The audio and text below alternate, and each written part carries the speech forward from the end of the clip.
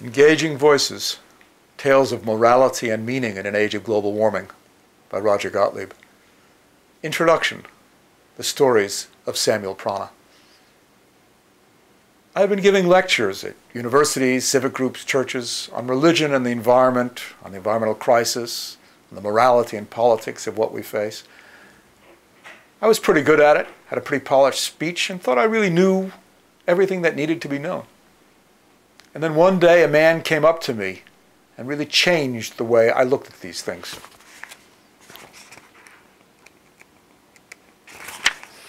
He was a tall man, very thin, in a clean but much worn black suit, white shirt, and gray tie.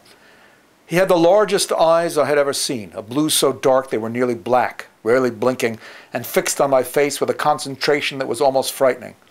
His face had enormously deep lines around his eyes and mouth, across his forehead. Whatever else was true about him, he hadn't had an easy life. He talked so low I had to strain to hear him, and I thought he had a foreign accent, perhaps something from Eastern Europe. But it was hard to tell. Something about him was odd. He didn't have the let's talk about this like colleagues attitude of a professor, and with his gray hair and wrinkles he certainly wasn't a student. Somehow I knew he wasn't a typical ordinary citizen interested in the topic either. There was none of the please enlighten me look that I sometimes get after a talk, nor the one that says, I've got to be in my bonnet about global warming, why religion should be abolished, and I'm going to tell you all about it. The look in Samuel's eyes was one of, well, it's not easy to say exactly, perhaps generosity is the word. He was here, those intensely focused eyes said, to help me see something I'd missed and learn something I needed to learn. At the same time, there was nothing fanatical or obsessed about him. He was totally self-confident and in a relaxed way that led me to suspect that whatever he believed he had thought about very carefully, very intelligently for a very long time. As we sat down to have a cup of tea together, he went in on me. There's no doubt you're a bright fellow, Gottlieb, he began, using just my last name in the way Eastern Europeans do, but you're missing something, maybe the most important thing. Certainly you care about what you're saying, maybe too much. But yes, it is important that you care, except in the end there is a big hole in what you do. What was that, I thought? After all, I had all my reasons, I knew everything I needed to know. I knew everything I knew, and it was all lined up and ready to go. What you are missing, declared Samuel slowly, reaching out with a long, bony finger to tap my arm, is that it really does not make so much difference who is right. What? I demanded. Maybe this gentleman wasn't so smart after all. No, he answered. What is really important is not being right. Is how we can live together even if some of us are right and some are wrong and others are half right and half wrong and the rest have not made up their minds. How will we do that? By the bewildered expression on my face, he probably realized I hadn't a clue what he was talking about. Well, I offered him a few standard philosophical refutations of this, of how some things can't be agreed with.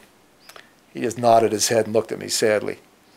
All well and good and also painfully obvious. This is what philosophers have always done, looked for the right answer.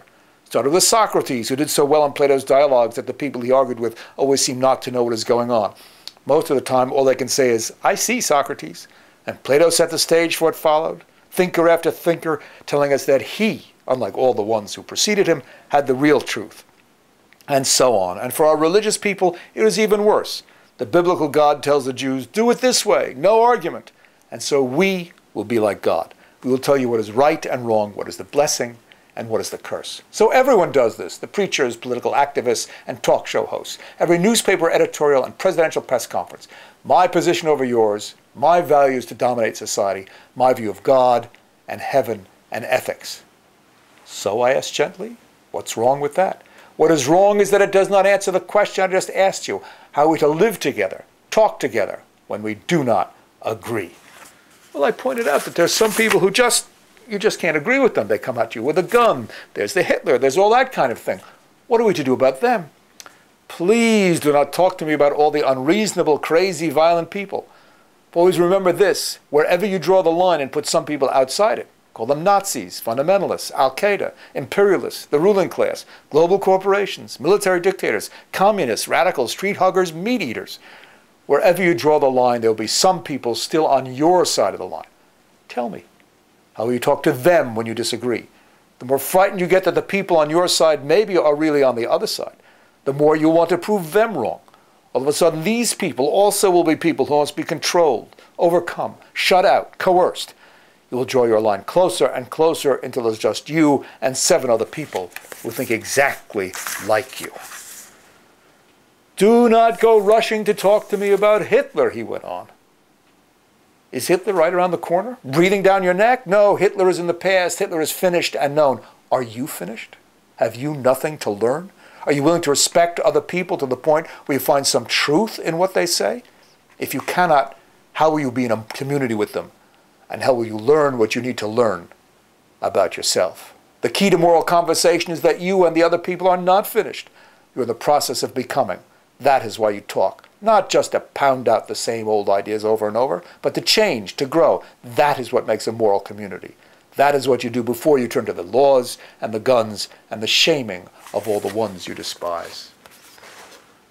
Well, I tried to understand this. Year after year, I've rolled it over my mind. Sometimes I thought I got it, this, what I call a spiritual, nonviolent way of communicating. Sometimes I saw it, sometimes I didn't. Every once in a while, Samuel would come around. He'd come to my classes. We'd go have a cup of tea. Then for many years, I didn't hear from him. And then I sort of lost touch with his ideas. I was so desperate about the terrible things happening to the earth, the political craziness, the violence, the destruction of the earth, the destruction of the rainforest, global climate, pollution, toxicity, cancer. Too overwhelming. I had to do what I could to be right for my books, my articles, my students. I had to know what the truth was. Then after a long time, I got a call from Samuel. He didn't sound too good, terrible cough, but he said, go meet me the first place we met. We had tea. I went there the next day, thinking back on his ideas. Suddenly, there was a teenage girl in a black sweater. She came over to me. You Professor Gottlieb? She said. Yes. I answered, you look just like you. He said you'd look, she said. Like a teacher whose mind is a million miles away. He sent you this. She handed me a big paper package. On the corner of the package was a handwritten note. Gottlieb, I see you're having trouble moving to the next direction. I don't need these anymore, not where I'm going.